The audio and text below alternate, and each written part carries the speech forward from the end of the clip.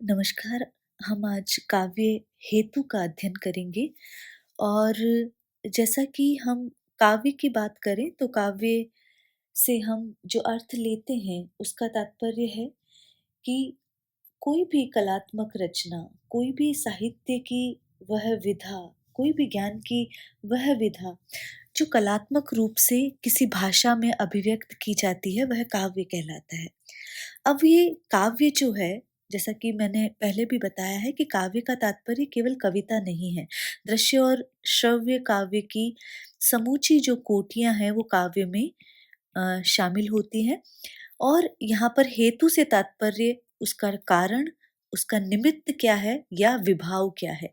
इन तीनों का एक ही अर्थ है हेतु। तो यहाँ पर काव्य जो है उसकी रचना के लिए कौन-कौन से कारण उत्तरदायी होते हैं या किन उपादानों से, किन तत्वों से मिलकर कोई भी रचनाकार काव्य रचना में प्रवृत्त होता है, उसके लिए उद्वेलित होता है, ये वो रचना कर पाता है।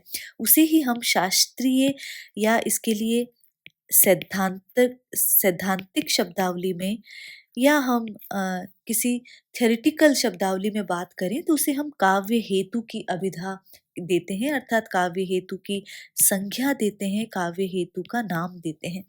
मैं बहुत ही सरल शब्दावली में समझाने की कोशिश करूँगी क्योंकि ये स्नातक अ स्तर के पाठ्यक्रम में है और तृतीय सेमेस्टर के बच्चों के लिए है, तो मैं बहुत ही सरल शब्दावली में तो यहाँ पर ये कहा जा रहा है, काव्य हेतु की परिभाषा है एक तरह से कि कोई भी कवि या रचनाकार, केवल कवि ही नहीं, कोई भी रचनाकार जिन तत्वों से समन्वित होकर या एक तरह से प्रेरित होकर काव्य रचना में प्रवृत्त होता है, उसे शास्त्रीय शब्दावली में हम काव्य हेतु कहते हैं। काव्य हेतु की अभिधा उसे देते हैं या काव्य हेतु की संज्ञा से उसे पुकारते हैं। तो जब हम बात करते हैं कि प्रतिभा व्युत्पत्ति और अभ्यास जो काव्य हेतु माने गए हैं, तो जो किसी भी रचनाकार में रहने वाली जो उसकी एक प्रतिभा है, उसकी उसका जो कैलिबर है, उसकी जो शक्ति है और दूसरा लोक व्यवहार, वो जब उसमें प्रतिभा है लेकिन फिर वो लोक में अ, अपना जानकारी लेता है उस किसी विषय से संबंधित और किसी धारा का, किसी प्रकल्प का, किसी अ, विषय का अनुशीलन करता है, अध्ययन करता है, उससे उसमें जो निपुणता आती है, जो पारंगत होता है, उसमें जो उससे मास्टर बनता है, वो एक तरह से व्युत्पत्ति कही जाती है और अ, तीसरा जो उसकी बात करें कि काव्य की रचना शैली और आलोचना पद्धति यूं तो नहीं जान पाते, लेकिन उसके लिए किसी गुरु की शिक्षा के माध्यम से, अब वो गुरु कोई भी हो सकता है, वो किताबें भी गुरु हो सकती है, आजकल के समय में गूगल भी गुरु हो सकता है और आज के समय में गुरु तो गुरु है ही, तो उसके माध्यम से उसकी शिक्षा के अनुसार काव्य निर्माण का जो अभ्यास किया जाता है वो अभ्यास कहलाता है। तो ये तीनों मिलकर ही एक तरह से काव्य के विकास के कारण माने जाते हैं। तो क्या-क्या? प्रतिभा रूप में जो शक्ति होती है, लोक व्यवहार से वो जो ज्ञान अर्जित करता है और फिर उस ज्ञान का निरंतर अभ्यास करने से उसमें जो पारंगतता आती है, उसमें जो निपुणता आती है, वो अभ्यास कहलाता है। तो अब पहली बात जो हम बात करते हैं प्रतिभा। प्रतिभा क्या होती है? तो प्रतिभा को आपको इस तरह परिभाषित करना है कि जो किसी भी अ, रचनाकार का जो बीजभूत संस्कार जो है, जो उसमें पाया जाता है, वो प्रतिभा या शक्ति कहलाती है। तो जो बीज रूप संस्कार एक तरह से जिसकी हम बात करते हैं, वो प्रतिभा या शक्ति यहाँ पर कहलाती है।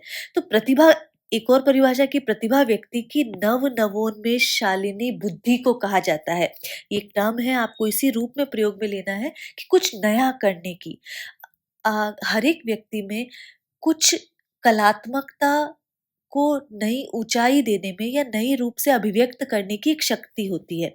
वही नवोन्मेष शालिनी बुद्धि जो है वही प्रतिभा कहलाती है। तो इसके बिना कोई भी रचना बन ही नहीं सकता, या अगर बनता है प्रतिभा के बिना तो वो केवल और केवल उपहास या मज़ाक के योग्य हो जाता है। तो ये प्रतिभा कहलाती है।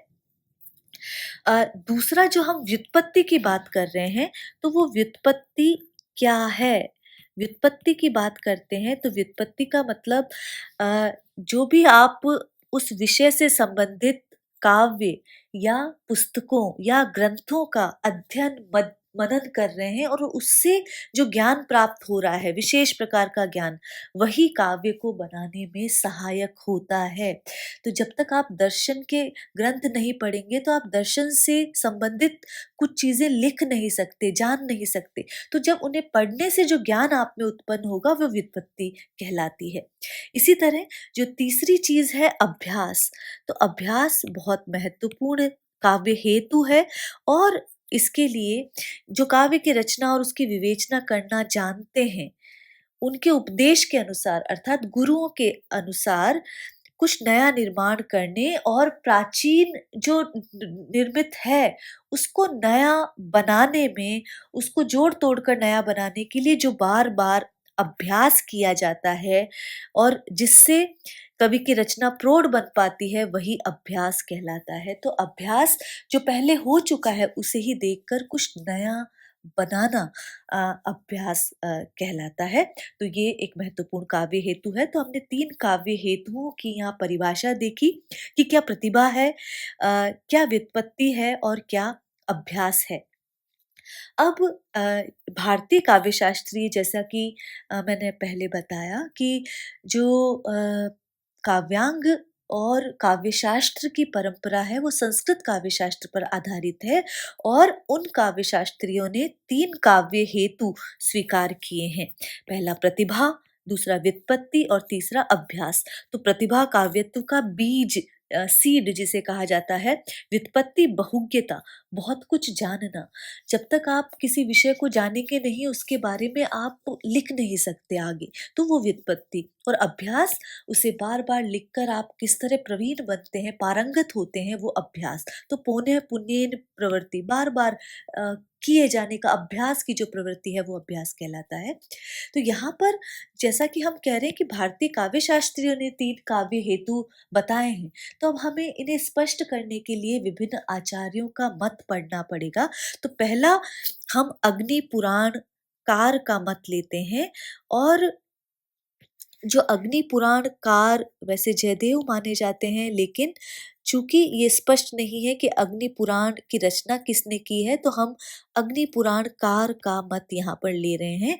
और उन्होंने ही सर्वप्रथम काव्य हेतु का विवेचन दिया है, जिसमें उन्होंने प्रतिभा, वेद ज्ञान और लोक व्यवहार को काव्य हेतु के रूप में माना है। तो प्रतिभा, वेद ज्ञान, यहाँ पर व्युत्पत्ति, लोक व्यवहार भी व्युत्पत्ति की श्रेणी में है, और उन्होंने इनको काव्य हेतु के रूप में स्वीकार किया है। और वो कहते हैं नरत्वम दुर्लभम लोके, विद्या तत्र सुदुर्लभा, कवित्वम दुर्लभम तत्र, शक्तिस्तत्र सुदुर्लभा।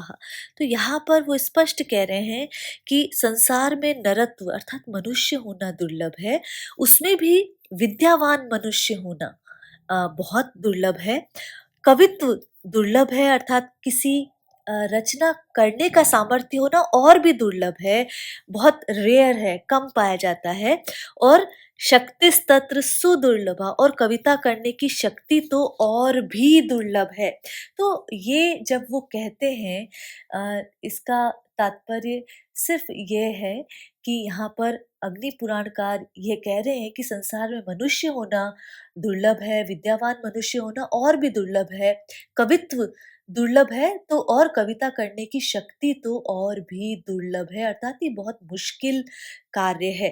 तो ये यहाँ पर इस तरह अग्नि पुराणकार कहते हैं। तो अग्नि पुराणकार ने यहाँ पर प्रतिभा और व्युत्पत्ति को महत्वपूर्ण काव्य हेतु बताया है, और ये श्लोक याद करना कोई मुश्किल कार्य नहीं है। नरत्वम दुर्लभम लोके, विद्या तत्र सुदुर्लभा, कवित्वम दुर्लभम तत्र शक्तिस्तत्र सुदुर्लभा।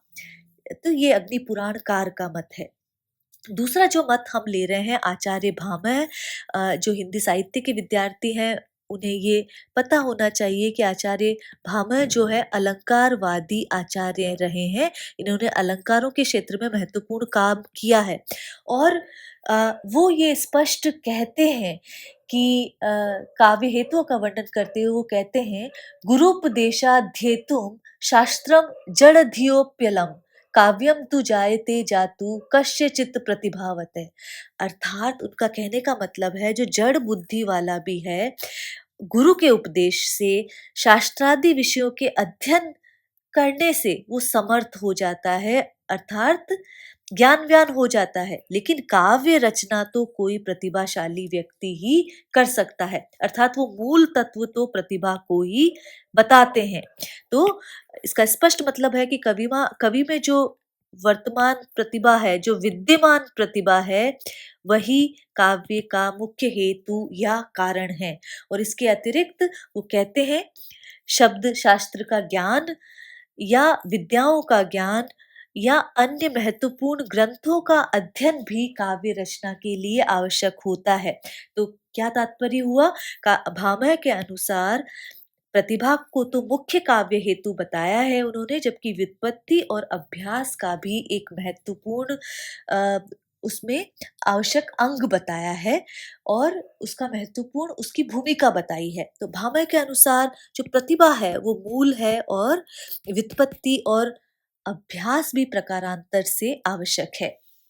आचार्य दंडी जो हैं, ये भी अलंकारवादी आचार्य हैं और वो आप सिर्फ इतना ही पद ध्यान रखें तो भी काम बन जाएगा कि नैसर्गिकी च प्रतिभा श्रुतम च बहुनिर्मलम आनंदाश्चाभियोगे अस्या कारणम काव्य संपदय। तो आप इतना भी याद रखेंगे, ये नैसर्गिकी च प्रतिभा श्रुतम च बहुनिर्मलम, अर्थात जो जन्मजात प्रतिभा है और जो प्रतिभा उसको निरखेगी कैसे? वो सुसंस्कृत और निर्मल शास्त्राध्ययन और अनवरत अभ्यास से ही काव्य रूपी संपत्ति को प्राप्त किया जा सकता है। तो दंडी भी यहाँ पर प्रतिभा, व्युत्पत्ति और अभ्यास, इन तीनों काव्य हेतुओं को स्वीकारते हैं। तो आज हमने जिनका अध्ययन किया, आचार्य दंडी, आचार्य भामा और अग्नि पुराणकार, आप इन तीनों का अध्ययन यहाँ पर करेंगे और आगे के कालांशों में हम जो और महत्वपूर्ण आचार्य हुए हैं, हम उनके अध्ययन, उनके काव्य हेतुओं का अध्ययन करेंगे कि उन्होंने किस प्रकार प्रतिभा, व्युत्पत्ति और अभ्यास में से किसको अधिक महत्वपूर्ण बताया है। तो आज के लिए इतना ही, आगे कक्षा जारी रहेगी। नमस्कार।